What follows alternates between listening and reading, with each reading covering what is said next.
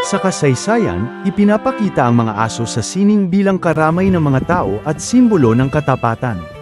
Mula sa mga pinta sa mga libingan sa sinaunang Ehipto, hanggang sa mga obra noong panahon ng Renaissance, hanggang sa mga modernong sining, itinatanghal ang malapit na ugnayan ng mga tao at aso. Hindi lang nito ipinapakita ang teknikal na husay ng artista, kundi ipinapakita rin ang kultural at emosyonal na halaga ng mga aso sa iba't ibang panahon, lugar, at lipunan. Sa video na ito, itatampok natin ang isang self-portrait ni Frida Kahlo, isang tanyag at napakahusay na Mexicanang artist. Sa painting na It's Squintly Dog With Me, makikita sa bandang harap ang aso niya na Zoloid Squintly o Mexican Hairless Dog. Isa itong pambihira at mamahaling breed ng aso, na itinuturing na aso ng mga Diyos noong panahon ng sinaunang Aztec.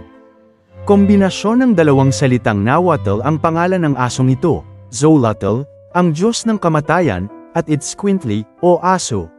Hindi nagkaanak si Frida dahil sa epekto ng aksidente sa bus sa kanyang katawan.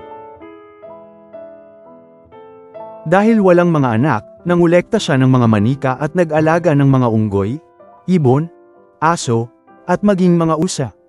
Sa mga alaga niyang hayop nakakakuha ng atensyon at pagmamahal si Frida. Sila ang nagpapasaya sa kanya sa mga oras ng kalungkutan. Mahal na mahal ni Frida ang mga alaga niyang Zoloid Squintly kaya makikita ang mga ito sa ilan sa mga paintings niya. Pero mapapansin sa self-portrait na ito na mukhang may distansya si Frida sa alaga niyang maliit na aso. Para bang wala silang koneksyon. Nakaupo siya at may hawak na sigarilyo. Kalmado at elegante ang tindig ng katawan niya rito. Itim ang kanyang tradisyonal na kasuutan at tila mapanglo ang kapaligiran. Ipinahihiwatig nito ang kanyang pag-iisa at kalungkutan. Kinuna ng X-ray ang painting na ito habang nire-restore ito. At natuklasang sa ilalim nito ay may orihinal na mga pinta ng maliliit na ibon at halaman na nakapalibot sa isang lawa.